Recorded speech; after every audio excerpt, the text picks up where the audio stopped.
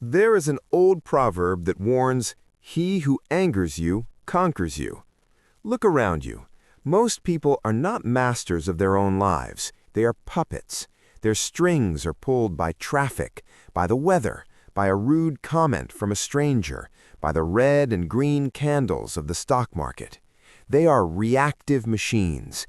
Input equals output. You push a button and they explode. You cut the string and they collapse. But there is a different class of human, the elite. The trauma surgeon, the special forces operator, the hostage negotiator. They operate in high-stakes environments where panic means death. Do they feel fear? Yes. Do they feel adrenaline? Yes. But they possess a superpower that overrides their biology, emotional detachment. This is not about being a psychopath. It is not about feeling nothing. It is about feeling everything, but reacting to nothing. It is the ability to create a sacred space between the stimulus and the response.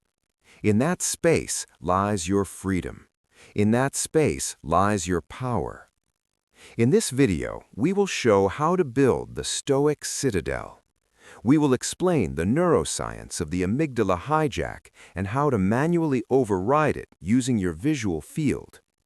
We will explore the Stockdale Paradox used by POWs to survive torture. And we will give you the protocol to detach from outcomes so you can watch the world burn without getting singed. Welcome to Umbra Decode. Be the eye of the storm. To master your emotions, you must first understand the machinery that generates them. You are running hardware that is 200,000 years old. You have two brains. The prefrontal cortex is the CEO. It handles logic, strategy, math, and long-term planning. It is smart, but it is slow. The amygdala is the bodyguard. It handles fear, aggression, and survival. It is stupid, but it is fast. When you feel insulted, threatened, or rejected, the amygdala takes over. It identifies the email from your boss as a saber-toothed tiger. It initiates an amygdala hijack. It chemically shuts down the prefrontal cortex. It diverts blood flow away from logic and into your muscles. Your IQ literally drops by 15 to 20 points in seconds. You become a biological robot programmed for one thing: fight or flight. This is why you say things you regret during an argument. This is why you panic sell at the bottom of the market. This is why you freeze in a job interview. You are not thinking. You are reacting. You are a passenger in a car driven by a terrified caveman. Emotional detachment is the manual override switch. It is the ability to keep the CEO in the room when the building is on fire. It is the realization that an emotion is just a chemical sensation, not a command. You can feel the cortisol flooding your veins, observe it, and choose to do nothing. The ancient Stoics perfected this art 2,000 years ago. Marcus Aurelius, the emperor of Rome, ruled the world while surrounded by plague, war, and betrayal. He wrote in his diary, "You have power over your mind, not outside events. Realize this, and you will find strength." Epictetus taught that we are not disturbed by things, but by our opinion of things. The rain is not bad, it is just water. The insult is not hurtful, it is just sound waves. Emotional detachment is the refusal to add the opinion. You see the event, you strip away the adjective. He is yelling, that is a fact. He is humiliating me, that is a choice. Let us look at the ultimate test of this philosophy, Admiral James Stockdale. He was a prisoner of war in Vietnam for 7 years. He was tortured repeatedly. He had no release date. The prisoners who died first were the optimists. They said, "We will be out by Christmas." Christmas came and went. Then they said, "We will be out by Easter." They died of a broken heart. Stockdale survived because he embraced the Stockdale Paradox.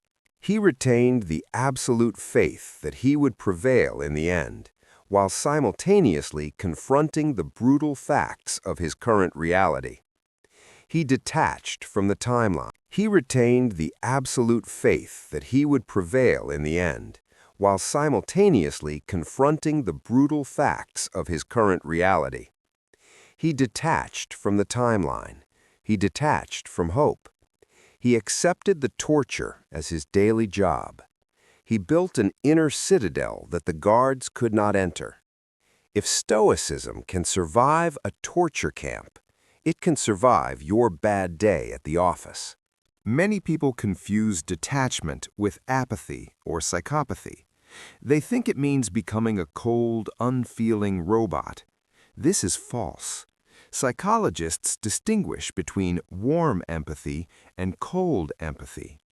Warm empathy is feeling what they feel. If they cry, you cry. If they panic, you panic. This is useless in a crisis. If a surgeon cries over a patient's open chest, his hands will shake. He will fail. To save the patient, he must cut them. He must cause damage to cure. He cares about the outcome, not the sentiment. This is compassionate detachment. It is the highest form of love. It allows you to help others because you are not drowning with them. In your relationships, you must be the surgeon. When your partner is screaming or your boss is spiraling, do not join them in the chaos. If you absorb their emotion, you lose your utility. Stay on the shore. Throw the rope. You can validate their feelings. I see you are upset, without adopting them. Now I am upset too. This makes you the strongest person in the room. The one who keeps their head when everyone else is losing theirs is the one who leads. How do you detach from failure? How do you negotiate without fear? You adopt outcome independence. Cicero used the metaphor of the archer. The archer controls the training, he controls the quality of the bow, he controls the aim, he controls the release. But the moment the arrow leaves the string, he controls nothing. A gust of wind could blow it off course. The target could move. How do you detach from failure? How do you negotiate without fear? You adopt outcome independence. Cicero used the metaphor of the archer. The archer controls the training. He controls the quality of the bow. He controls the aim. He controls the release. But the moment the arrow leaves the string, he controls nothing. A gust of wind could blow it off course. The target could move. The amateur attaches his self-worth to the target. If he misses, he is a failure. This creates anxiety. The anxiety makes his hands shake. The shaking makes him miss. The master attaches his self-worth to the process. Did I aim well? Did I release cleanly? If the answer is yes, he is satisfied, regardless of where the arrow lands. In negotiation, this is the law of least effort. The person who cares the least wins. If you need the deal to survive, you have no leverage. You are desperate. But if you are detached, if you are willing to walk away, you become magnetic. You negotiate from a place of abundance. Paradoxically, by not caring about the result, you are far more likely to get the result you want. Desire is the enemy of execution. So, how do you trigger this state on command? How do you kill the amygdala hijack in real time? You use the view from above.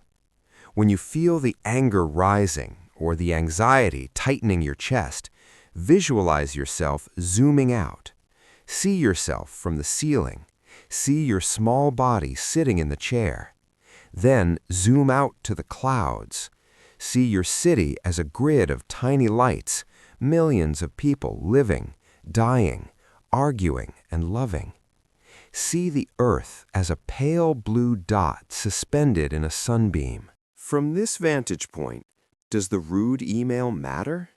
Does the rejection matter? Does the fluctuation of your bank account matter? Your ego screams that your problems are the center of the universe.